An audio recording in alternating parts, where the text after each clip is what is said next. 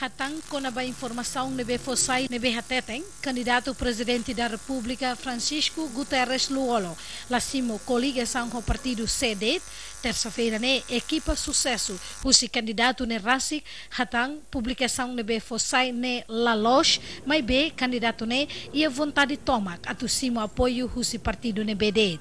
Candidato Fred Linian, la coligação ne La Loche, também candidato Fred Linian, mas que candidato se Fred Linian, atu sai presidente do povo Timor-Leste tomak, nia ia vontade tomak, atu retan apoio, husi povo Timor-Leste tomak, husi organização partidos políticos sira, sociedade civil, atu nia bele sai presidente do povo Timor-Leste. Equipa Sucesso Nemos declara Katag.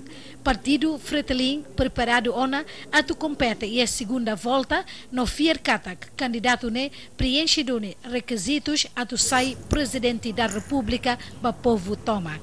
A cara que tomamos ba povo Timor-Leste toma, ba militantes Fretilin, simpatizantes e povo toma, público que está a mim preparado.